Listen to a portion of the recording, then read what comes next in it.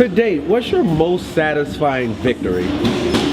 Tito Ortiz? Yep. How was it fighting the legendary Tito Ortiz? It was good. Like the build up to the fight was fun. We was over in California. We did like a tour for 2 days. I was hanging out with him. We was eating together. He's actually a cool dude, you know. And like it's a few years ago now, so I'd only just started getting into the sports. So it was like I was still I'm hanging out with Tito Ortiz, you know. It was still one of them ones. Yeah. And the fact of like I was fighting him hadn't really dropped until the moment I saw him across the cage. I didn't recognise him on weigh-ins, but across from the cage, he was a big dude. Like like I was heavier than him on the weigh-ins. I think I was 204.5. He was 203 something, right? Then the next day, like he was all 235 pounds of Tito. Wow, he rehydrated 20 plus pounds. Yeah, man. So he's been doing it for a while. So he does it right. He knows his body, so he knows that he can cut this and then put that back on. So it's all an art. Everything's an art. Did you expect for the fight to end so quickly? Yes.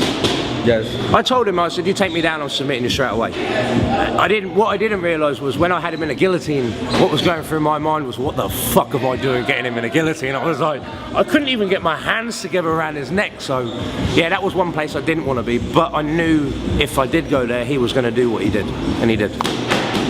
Why was it so difficult to get the guillotine on him? Just a fat head. My arm didn't go round, he was putting his pressure, his positioning. So there's a lot went into it, you know. And the guillotine, you've got to be able to extend yourself as well as keeping the hand underneath the chin, and I didn't have that, so.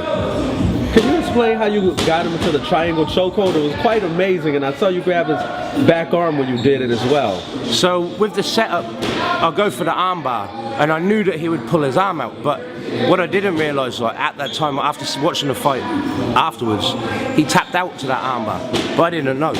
But I knew with the setup that I do, if I was going to pull on his arm, he'll pull his arm out, and as soon as he pulls his arm out, there's my triangle. Wait, so he tapped out twice in the fight? Yeah.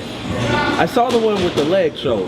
That one was he was either going to go to sleep or that's a blood choke, so that goes on quickly.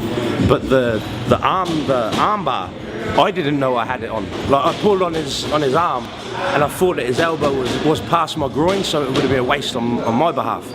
But so that's why I didn't let go. But then after watching the video back, I saw the tap out, and then yeah, I tapped out Tito twice in one match. Wow. So was there any friction with you guys in the build up to the fight? No, none. No? Man, everyone was like asking me that. It was like, Tito's gonna start talking shit. How can Tito talk shit? I didn't give him any ammunition to talk shit. I was like, if I was an asshole to him, I can understand, you know. But I'm not one of those fighters that needs to get into slagging matches. That build, I don't know if it's building up their hatred towards the guy and makes them fight more. I just fight him for battle, just like that, you know.